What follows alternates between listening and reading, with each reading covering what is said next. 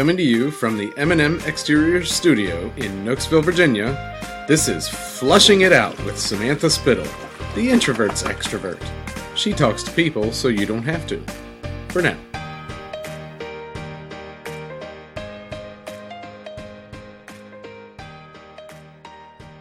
My daughter the other day was humming the tune to this, and I was like so proud. That's awesome. She's like, do do do do do do do do. That was awesome. Oh my gosh, my mind is like, thank you for putting into words all this stuff I think all the time. Yeah, man. Yeah, that was excellent. You have to come back. Please Totally. come back. I would love that. I would love that. Yeah. Yeah. So true. So how do you, here's another question for you. Sorry, I don't mean to flip the script, but I'm curious. This is part of me like trying to learn other people. Yeah. So when talking with people, you're pushing past the first two bullshit layers, okay? That's what your goal is to get to. How do you get there and push past the two types of people? The one type of person who is too scared to share, and the second type of person who loves the attention and gives you a Hallmark Channel story that's still full of bullshit. How do you push through all that? So I have been thinking about that because it was something that I think I just did naturally. But it's not necessarily that it always came. I think it is a partially natural skill. I think a lot of it is that I've had a lot of practice. So I grew up moving around. And so I had to make, and because friendships were important to me, connecting with people was important to me, I had to not just have friends, I had to have real friends. And so I think that looking back at I'll give some real tips. So if you stick with us, I'll actually give you some real things that I do. But my process is that I think I was able to kind of get lots of practice, and I'd have a friend who was a good friend, and then I'd move, and then it'd be like, I'd start to be friends with someone, and I was like, oh, this isn't necessarily my person. I need to find my person. And so I think I just had a lot of trial and error growing up until like college, post-college. And I feel like always good friends, like God provided, like, cause I needed that therapy connection to have a person. Now in later years, I'm trying to think, okay, what is it about when I get together with people? So I think one, I'm willing to be vulnerable. That's number one. Yep. So I throw out my mess. If I tell you I shit my pants, like how much more embarrassing, like you're going to come up roses, you know, compared to that. But I didn't do it on purpose. Like once again, this wasn't like a manipulative, oh, I'm going to share this so that they'll share. Yeah. It's just, that's who I was. And I think that's why it ties back into my life is I had I didn't know I was practicing. I didn't know I was doing this. It's just that I needed to feel like I needed to find a friend who I could be 100% me. And you do that by, I would make a comment and someone would be like, oh no. So instead of staying in that place and be like, and learning the lesson of, oh, when I share who I really am, people won't like me. Instead of that being the lesson that got learned, it was, I got to try again and then share myself. And then that connected with the person. Gotcha. So going back to the reward thing you talked about, I was able, thankfully, to have all those, I think, experiences where I got that reward of like, oh, when I'm me, I find my people. So you're eating the cake. I'm eating the cake, and that's the problem. I do also love cake and pasta. I love oh my God, bag of potato chips. Oh, I love everything. So yeah, I think one is vulnerable. I'm willing to be vulnerable and go there. I think two is despite being an extrovert and despite loving to talk and people, I do think that I am a pretty good listener. You are. You're a very good listener. Thank you. You're welcome.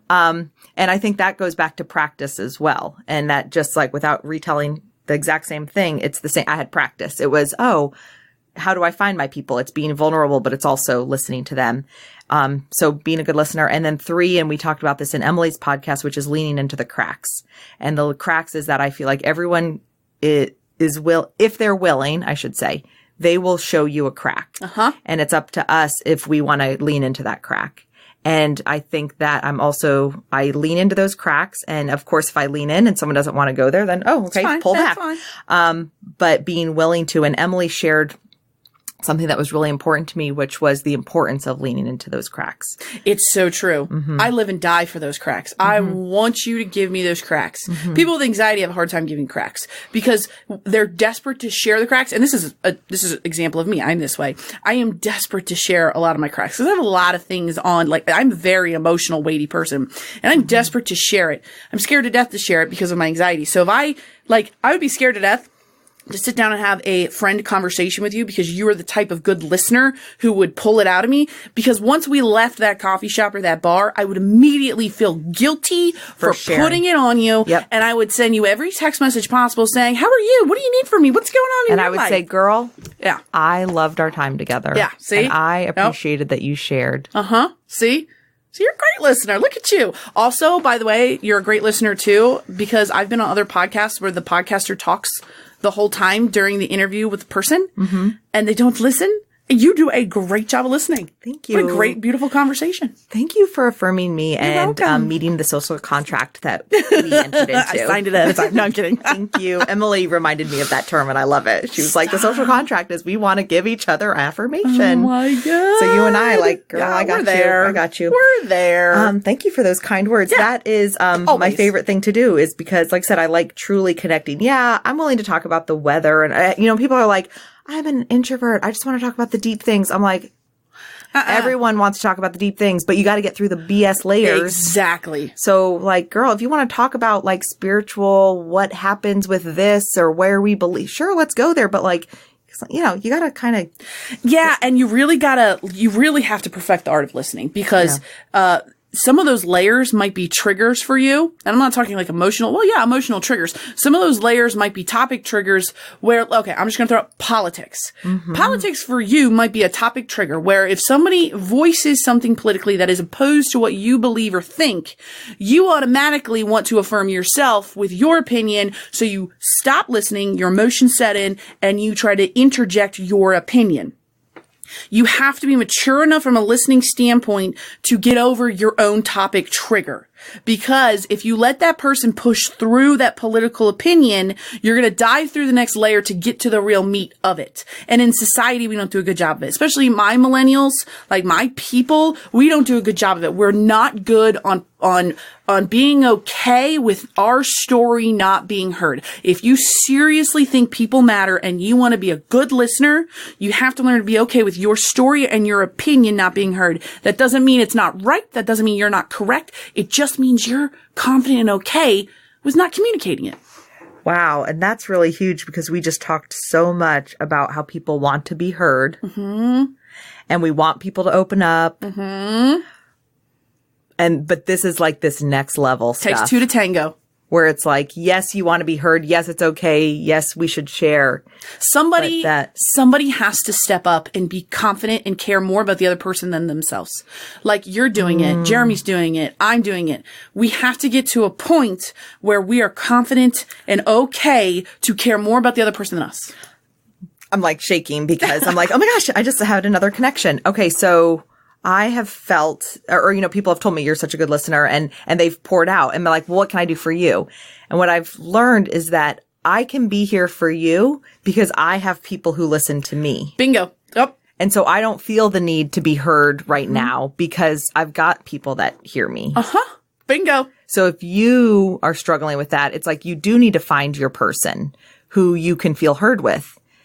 And then you can go find people to be heard. I mean, that way then you can go be there to hear people. Because it's a huge burden. You have to. Because if you're the person who's choosing the person over yourself to listen, you can only take so many people on your shoulders before all of a sudden you're going to crack emotionally yourself. We're human. It's not black and white. There's no systematic process to it.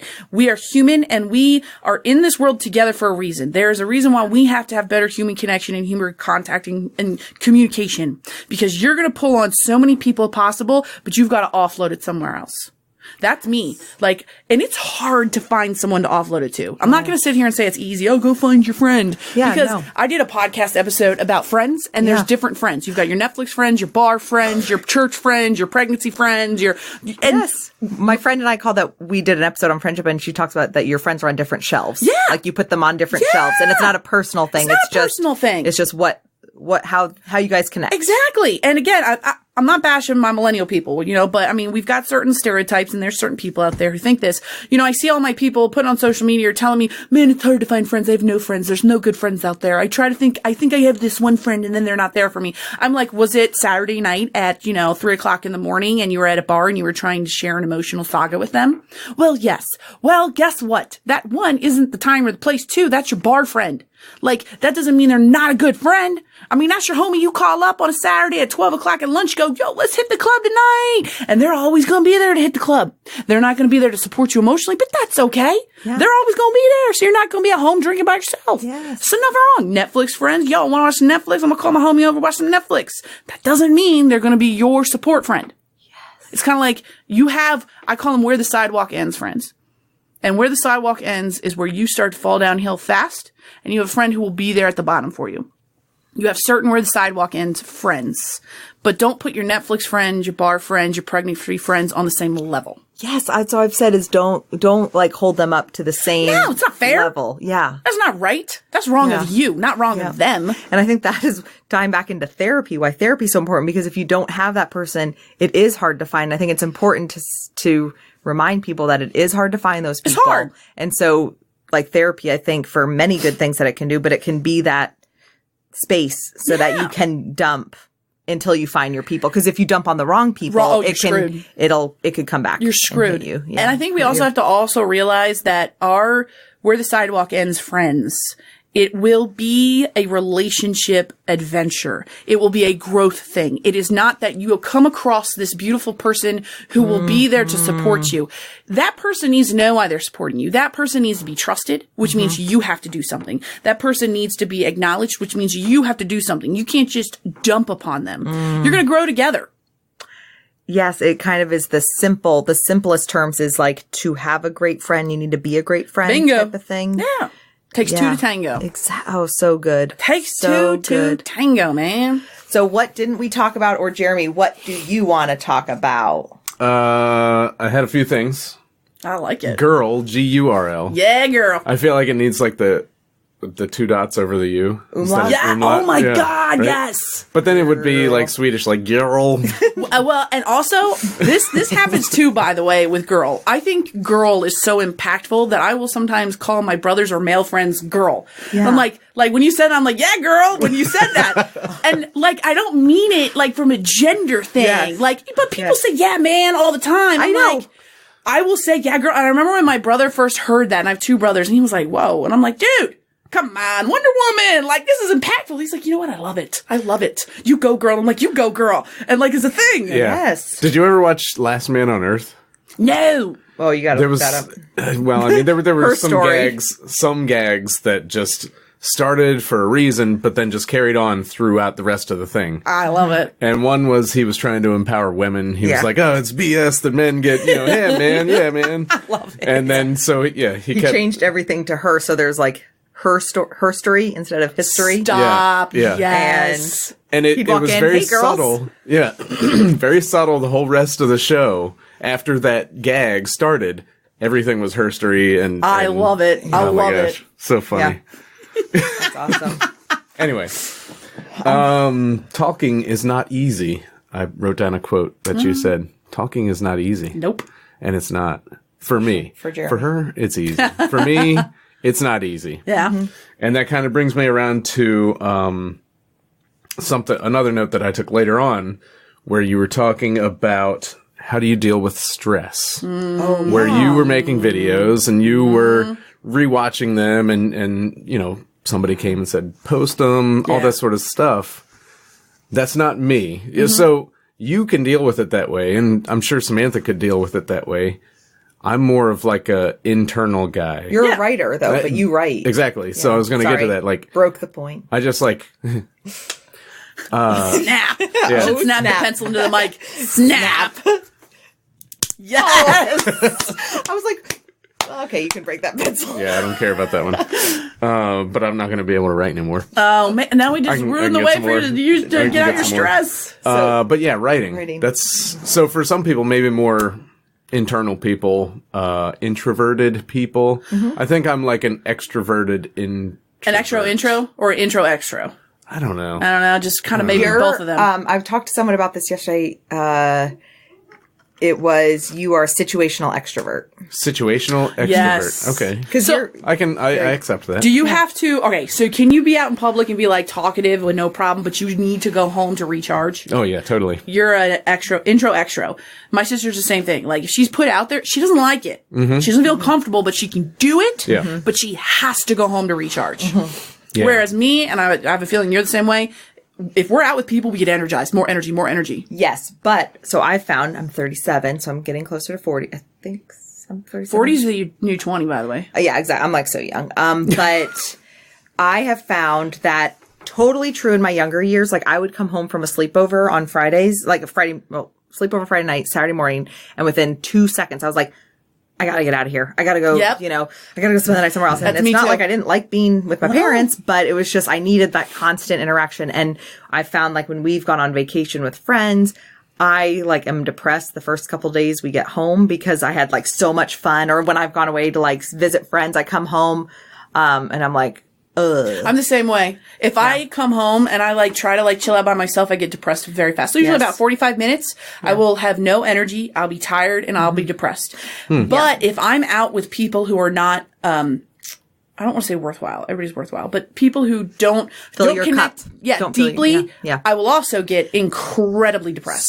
So yes, 100% true for Because me. they're sucking out energy and I'm not getting anything back. Yeah. Which is why today, so empowering, Amy Cresmano words, when we did her podcast, it was like same energy. And we left and it was like I want to do this again. Like all day we were thinking about each other like, oh, it's so amazing. And so yes, 100% the same. But I will say as I'm getting older, so I've always asked people, do people drain you or energize you, to introvert, extrovert. So people definitely energize me. But I do hit a breaking point, and that's kind of where my headaches come in and things like that. And I did realize how much downtime I have, but like, because I watch a lot of Netflix, and we live now in the country and whatnot. So like, You do. yeah. So I realized how much downtime I had, but I didn't feel like it was downtime because I'm so people. But then I was needing to recharge, but like I can recharge with the family. I don't need to be totally alone. I get that. Like I get where you're going with that. I think it's the people who fill us. Like, okay, here's a thing. Maybe you can relate to this. I will be at home and be feeling depressed. And when I feel that, I acknowledge it. Like, yep, here we go. And I will go out of my way to reach out to people digitally. And I will feel energized if I get that feedback back digitally. Does that work for you same way or no? Texting? Yeah. Like if I text like a friend and it's like even GIF texting, like I'm a big GIF texter. Me too. Is it GIF or GIF? It's GIF. I say GIF too. I believe it's we looked GIF. it up. It's GIF. not the peanut butter. It's a soft G. There's not the peanut butter. I wanted to say GIF. The guy's last name is GIF. Wait, this is his last no, name? Yes. No, this it's is GIF. like It's his last the name. Earl of I'm Sandwich fine situation, with GIF. is I it? used to call it GIF all the The time. guy who invented it, his last name is GIF. I've said GIF and then I was told it was GIF. People will go back and forth on this for all eternity. I feel like that's Oh my that's an gosh. urban myth, but I Who can't knows? verify it, so I don't Who know. knows? You notice I didn't correct you because he doesn't really matter. Yes. No, I know. But I know. but people need to Some know. people, it's like meme. Some people call it a meme. No. a meme. Some people A swear meme? it's a meme. No. Some people swear up and down it's a meme. It's a meme. I think meme is more universally a meme. accepted. Well, whether it's GIF or GIF, that gives me life. And so if I am in I the love same those too. mood and if I'm just not feeling great, if I get a few funny GIFs going with some good friends, and that's the thing where you've already made the investment into a friend. Yes. That it only needs to be something little. So like if I say I'm having like if I send a GIF where it's like whatever. I feel like that's so incorrect to say. A jiffy-gif. A GIF. A GIF. GIF. That's like meme. GIF. So if I send them one and I'm like, Go with one. Own it. feeling like, and I'm just like powering through. I'm like, guys, I don't even care. Okay. Don't care. A gift Power job. through it. It's a gift job. It's a gift job. And I get that little thing back. I feel good. Now, I will go deep here because podcast, place for do honesty. it. So I've said before that the podcast has been worth it because the growth Jeremy and I have had. And I feel like we've always had a good relationship. We were friends before we got married. So like we have a good friend thing going. But one of the common sore area that I feel like many people run into is the whole technology thing, the phone getting in the way, and then just that whole feeling of not connecting. And it's still a constant work because, the phone is tempting and whatnot. But some of our best conversations that we've had is that I shared with him, I go to my phone for connection. I go to Facebook to find a connection. And so I need us to feel connected. And he wants to feel connected too. And when I'm on my phone, he obviously doesn't feel connected. I am so glad you brought this topic up because, again, I'm a millennial. And I hear from the baby boomers, especially, technology's the devil, technology's ruining communication, technology this. And I agree to disagree because here's the deal. Let's take text messaging. People say text messaging is ruining the way we communicate. However, did you know text messaging was created for people who were deaf so they could use the cellular device? Text messaging was literally created to help people communicate who could not communicate. It is the most inclusive communication tool we have currently amongst humankind. Literally the most inclusive. It takes a humankind person who cannot communicate on a device and says, here, you can now participate in society. And we have turned it into something ugly. Now, this is with the caveat of, absolutely, it will ruin human connection if used properly. It goes back to, I don't hate humans. I hate what humans choose to become. I don't hate text messaging technology. I hate how humans choose to devalue and disintegrate text message communication. I don't hate social media. Social media is such a beautiful thing to be able to connect with people who really need it. Yes. I have great conversations with friends who are in the Virgin Islands, great conversations with friends who are overseas. I've connected with people I would never in a million years be able to connect with through technology. However, again, it's not that I hate technology. It's I hate what people do with technology. Yes. That's my thing. Yes. Well, and so what I've said with text messaging is that I love face-to-face time together. That's one of my love languages is like the quality time. So I love texting as the bridge between those times. Yes. So I've told people, like, one of my tips for, staying connected with your friends is texting. Totally. Send a text. Send a GIF, a jiffy-gif. Like, girl, you can use, what's the one you were using? GIF. GIF, yeah. You can use, just own it, yeah. But I want to do the right, I Googled it because. If you think it's right, it's the right thing. I don't know. So now I'm questioning my whole world. I love that you use it as the gap, by the way, too. The gap for communication. I will randomly send out encouraging text messages to friends just to make sure that they're doing okay. But that doesn't mean I'm going to have a really intense conversation with a friend over text. No way. In fact, one of my good friends last Friday, we were having, we didn't have an argument, but there was something weird going on. And I was in a conference all day, and I'm the type of person where if there's something weird going on, I need it dealt with. Otherwise, it's not going to be okay. Yeah. So I started texting her while I was in the conference because I couldn't obviously get on the phone. And she texted me back and she was like, this is probably not the best conversation to text about. We should talk on the phone. And I was like, you know what? You are 100% correct. Nothing wrong with the technology, just not the time and the place to do the thing. But it got the ball rolling to have the phone call. Correct. Yeah. Correct. Yeah. With communicating, I found that I don't have that need though to get the connection if we make sure to connect. And I know that we need to connect if I'm feeling like I need to go somewhere else to get that connection. Oh, gotcha. But not in general. Which is why I feel sometimes like texting and social media and all that, like, I don't like it. Yeah. Because I feel like sometimes it just takes away from the in-person interactions that could be happening. Which it does. Right. Totally does. Right. But I also agree with, Yeah, I know. You forgot he was there. That dog just scared the crap out of me. It happens all the time. There's a dog under a blanket on a sofa and it started shaking and moving. Woo! You're okay. Sorry. Okay. But I agree with you that social media and texting and all that can be a good thing too. Yeah.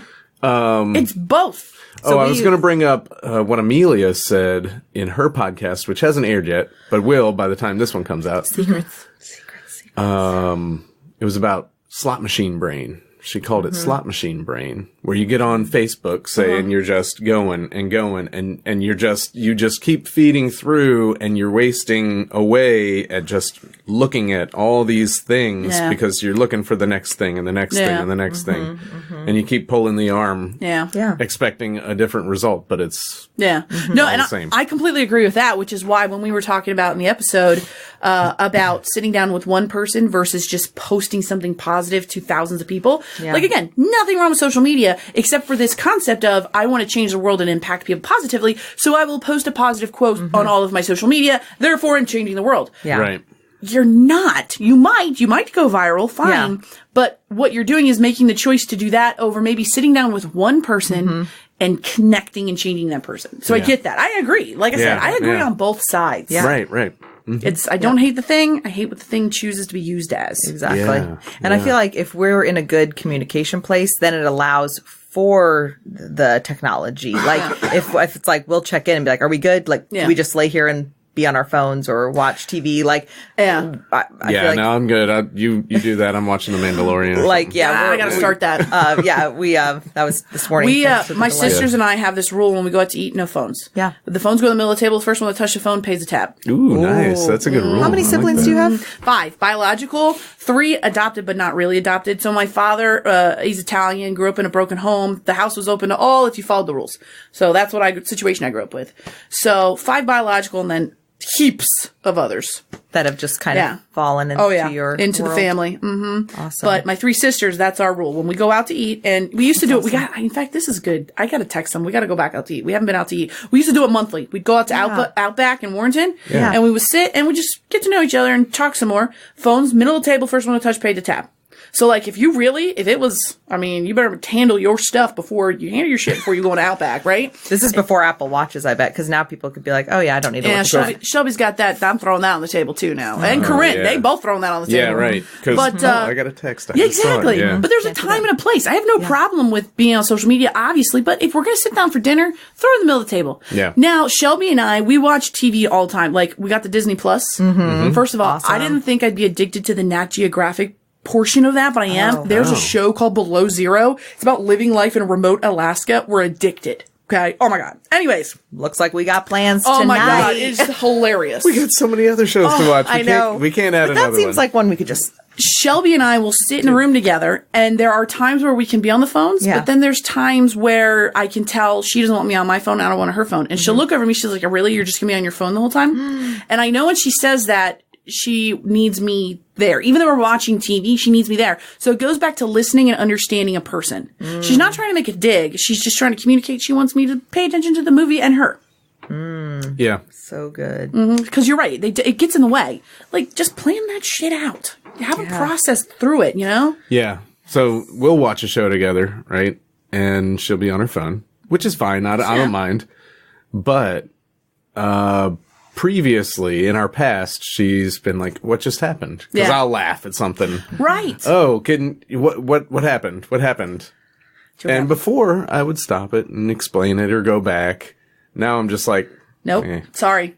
So, but that's also an indication to me of if I am not really invested in the show. So, like, if I'm in the mood to be on my phone, like, even if I'm like justifying it's work or I'm working on, or I'm researching or reading, then it's like, watch something that I don't really care about. Exactly. Like, because you're in the mood to watch TV and I'm not. But if we want to do shoulder to shoulder time, which I think is also really cool. That's cute. You know, shoulder to shoulder time. We're not really shoulder to shoulder. That's just a term. No, it's adorable. But that's just where you're doing an activity together and you're not, it's just like you and your sister. Like you're watching TV, like she wants you to be in it with her. And so I feel like we did that a lot, especially when the kids were younger. I used to feel guilty when I felt like I should be working more, like, you know, home business, like, while the kids are sleeping, I should be doing this. And we put them to bed at night, but like my personality, I don't want to put them to bed and then have to work. And so I felt guilty for a few years of like, dang, all Jeremy and I do is watch Netflix. But now that we're kind of on the other side of it and we have the energy to put our free time into now this project, the podcast, I am grateful for those years we had that, because that shoulder to shoulder time was, we weren't always talking and connecting because we're freaking tired. Right. But we were doing something together. Yep, that's Shelby and me. Shelby and I, when we have a show we really like, it's shocking how much it brings us together. Even though we're not talking during the show, out in the other days, we'll have quotes we'll bring up. We'll be like, oh my God, that was like Wentworth, you know? And it's like, it's special. And again, it goes back to the technology and the thing. It's really a conscious decision to invest in the person while you're doing the thing. Because did you guys watch Downton Abbey? I've seen it. But I missed the last, Yeah. So I haven't finished it yet, but we started watching Downton Abbey and I thought it was hilarious because it's during the era where the telephone came out. Mm-hmm. And the people of the older generation were saying, this is going to ruin human communication. This telephone will be the downfall of human interaction because you don't, you no longer write letters or sit down face to face. And now I'm sitting there going, text messaging is going to ruin communication because you no longer pick up the phone and call someone. And I'm sitting there going, people, come on, this is a cycle. It's not about the thing. It's about taking the time for the person, you know? So like, even if you're just watching TV with a person, just think you're watching TV with the person, but the person needs to pick a show that caters to the other person. Takes two to tango. That's like And it's email good for- too, by the way.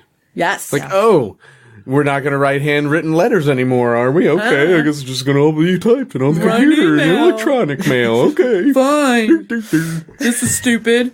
I'm totally millennial too because I have a meme folder where I will send an email with just a meme. Yeah. I do all my communication sometimes with just memes. I will do that with text messaging, but not emails. Try it. It's fascinating how much you can get done. If somebody writes me an email, asks a question, I can literally, I have a meme for everything. I can just send a meme and they're like, yes. I'm like, yeah, simple, caring, charismatic. You can relate to it. Authentic. Done. Yeah. That's how jiffy-gifs are for me. Yeah. See? Jiffy-gifs. Jiffy-gifs. Jiffy-gif, Jiffy-gifs. Yeah. I keep going. All right, what else do you have on that list, honey? Topic triggers. Oh, yeah. Topic triggers. That was Interesting. eye-opening for me. I could have unpacked that more, so let's go to that. Say what that is, because this has been now 2 days for people since hearing your. Well, actually, it might not be. I don't know. Topic triggers are things that are vulnerable to you. They're opinions and topics that you're incredibly passionate about because you might feel victimized or you might feel like you don't have a right. So, like, a lot of it tends to be around political things, whether it be women's rights, voting, politics, whatever. They're topic triggers because to you, you're incredibly passionate about it and whatnot. And so when someone has an opposite opinion, you can't let it go. It's a topic trigger. You feel like you have got to validate your point and get it across, even though in reality, that person's not going to hear it because they're on the opposite side of things. And if you come out busting a blazing, they're not going to hear it. So it's a topic trigger. So you need to identify that that's a topic trigger and you need to decide, does the relationship mean more than this topic trigger? So let's say, for instance, I believe the color blue is the best color in the history of life. How Bullshit. dare Oh my God! Topic trigger. Dare you? And that, see, topic trigger because you guys think hot dare pink. You think hot pink's the shit, and hot pink is your color. Totes. And it's yes, right? So it's a topic trigger. So me. Let's say I mentioned that I now have to make the conscious decision that does this relationship, does this human mean more than me getting my point and story across? And if it does, then I keep my mouth shut. That is a novel concept. It's novel, right? Yeah. So when you guys bring up that hot pink is the best color in the world, instead of me going, that's bullshit, it's blue, I'm going to go, oh, okay. Interesting. That's a good perspective. Oh, wow, That's a different okay. perspective. I've never thought about hot pink that way. Well, okay. I don't have to agree with it. Right. I don't have to validate my story. Yeah. Yeah, that's topic Yeah. triggers. I do a terrible job at topic triggers. I feel like Interesting. the reason I wrote it down was I kind of feel like topic triggers can also work the other way, where I'm not going to talk about politics because maybe that's a topic trigger for me. Yeah, I'm fine listening to somebody talk about politics. I don't have to insert myself into that conversation. I can just listen, but it's not a topic that I'm going to bring up because me personally, I don't have much of an opinion when it comes to politics. Yeah. Whatever you like, that's fine with me. I don't care. It's fine. But also, I know it's a trigger for a lot of people, so I'm not going to talk about it. Exactly. Do you care enough about the person at that moment not to bring it up? Yeah. You ready for this? Topic triggers. People are so into having their story and their opinions. I was walking out of a thing yesterday and it's cold out. And I'm walking out, there's this dude, I don't even know him in front of me. And I'm walking out, I'm like, man, it is brisk out right now. And he looks at me, no, it was brisk out this morning. I'm like, damn, dude, who hurt you? Who hurt you so bad? You want to just hug him. That the weather is a topic trigger for you. And I'm like, you're not wrong. But yeah, it's like, I just wish, I think we'd be in a lot better position. I mean, religion's a topic trigger. And because let's think about it. Religion is somebody's really soul essence for life. You have multiple different religions.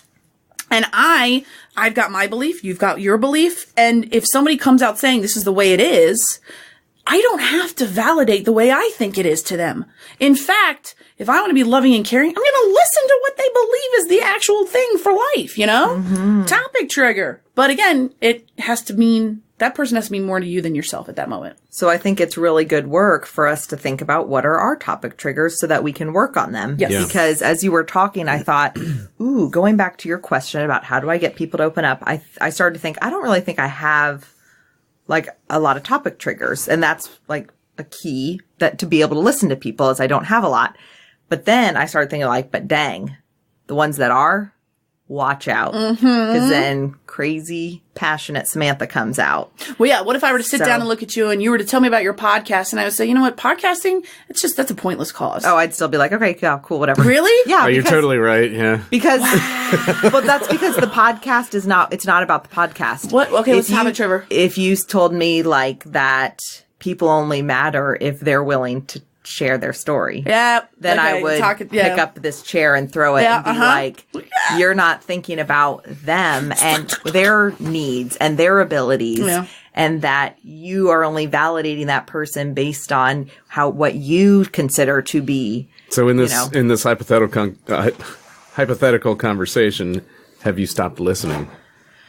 That's what I mean. That's where, I have the topic. So I started to feel a little righteous where it was like, oh, I'm a good listener because like I don't have a lot of topic triggers and I just don't get easily offended, but I can think of specific examples where things have been said and the Hulk comes out in me where I'm like, you're wrong. This is why you're wrong. And that has burned me. And I have said that my passion and my emotion has gotten in the way of my message. Yeah. And it decreases the effectiveness of my message because the passion comes through. And so it looks emotional versus logical. Yeah. And so that's something I need to work on so that when that trigger comes up, which I believe is a very valid, using the example that we just used about, with people and whatnot, I think it's completely valid. It's like being an advocate for people. Completely valid, but you can't be an advocate for someone if your emotion and passion gets in the way of that advocacy. Correct. Somebody has to take the bigger road. Yeah. And that's very hard. You take the high road, I'll take the low road. Somebody has to. Yep. Somebody. And if we believe and we care about people, we have to. And even if it means I have sat there with people before who have brought up topic triggers for me and just grit my teeth and just smiled and forced myself. My key when I'm so pissed off about something to refocus myself back to listening is to repeat in my head every word they're saying. So if I am blazing pissed at this person because of what they're saying, in an effort, if I make the choice to move past it, because that has to be the first choice you make. You have to choose to move past it and continue the conversation. If I choose to, I'll just grit my teeth and every word you say in my head, I repeat it back. So I'm just repeating. And then eventually I'm like, okay, it's fine. We're fine. So some really good advice piggybacking on that I've gotten is put it on your lab coat. And using all of the information as data. Yeah. So it's against you, but rather than feeling the need to interact with it or combat it or whatever, it's like, like I'm going to take this in because this is, good data to see how they're the way they are and things like that, And you realize the villains are actually the good guys because the topic trigger doesn't mean it's the meat and bone of that person. It's just a freaking topic. And there's a twist in the story. Right? I did a podcast where I said villains over heroes any day of the week because villains are usually the people who are most broken and they're only villains because of topics that they just so happen to be strongly disagreeing on and they become this villain of a person. But the reality is they are a beautiful person beneath a bunch of broken cracks. And I think that is why I say I love people. And because for me, it's a game and not in a bad game way, like in a manipulative, it's not the Game of Thrones. Yes. It's I want to know why you are the way you are. Yeah. So if you're standoffish, if you're something, I feel like there's something in there. So I just want to peel back those layers. Onions. Yes. Always. There is layers because we're humans. Yes. Good Lord. It's not simple. We're not simple people. And that's okay. It is. And that's fine. Where I want people to be motivated. Like why I want to bring these stories to the airwaves, is because I want people to see that we all have those layers. And if you take the time to talk to people, to go through those layers, like you can find a connection. It doesn't mean you're going to be best friends with everyone. It's not going to be everyone's your person and you want to listen to them. But every person we're all human. We're all human. We all have a story. At the end of the day, Yep. people who are like, well, I don't have any stories. I'm not a storyteller. Yeah, you do. At the end of the day, every iteration of ourselves is a different chapter in our story. Mm-hmm. You know, and that is what it is. And if we take the time to listen to it and feel it and like choose someone over ourselves, like especially, all right, it's around the holidays. I don't know when this is going to air, but it's around the holidays when we're recording this. Everybody's like, oh, I want to show compassion. I want to show love. I want to go feed the homeless. It's great. There's a lot of causes out there, a lot of things that need help. However, if you really want to iterate a change in yourself this holiday season, find someone who you don't like because of their opinions and views and things. Sit down, have a cup of coffee with them for an hour, and shut up for 45 minutes and find out who they are. If you seriously want to learn compassion and love, this is another huge thing. I'm probably gonna get this tattooed on myself. I am so tired of hearing people say love more. I am so sick and tired of it because we have to love better first. How in the hell can we love more if we don't love the right way in the first place? So get 5 or 2 or 1 person and practice loving them better before you try to love more people. It goes back to social media. Take care of 1 person before posting to millions of people, because that's how you change the world. That's how you get things done. I'm so tired. I'm tired of it. Don't love more. Love better. When you learn to love someone, they need to be loved instead of yourself. That's how you can do it. That's how people get in most fights anyways, because okay, let's say somebody gets in an argument and they're like, oh, I'm going to do this thing special. I'm going to buy movie tickets for this person to try to make them feel better. Well, the reality is you bought movie tickets because that means something to you, not that it means something to somebody else. Something to somebody else might be simple going for a walk. So until you can learn the other person the way they need to be loved, you're not loving them the right way. Treat others the way they want to be treated. Correct. Platinum rule. Exactly.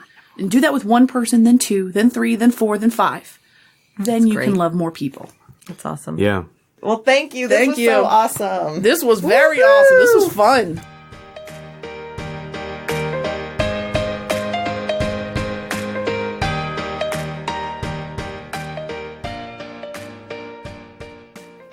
And that's a wrap for now. Thanks for listening to Flushing It Out with Samantha Spittle. Music provided by twinmusicom.org. Song titled Night at the Dance Hall. Sound editing by me, Jeremy Spittle. A special thanks to our studio sponsor, M&M Exteriors. Visit their website at mmexteriors.com for all of your roofing, siding, and gutter needs in the Northern Virginia area. Visit our website at flushingitout.com and be sure to subscribe. This has been a Spitfire production. That was the greatest thing I've ever heard.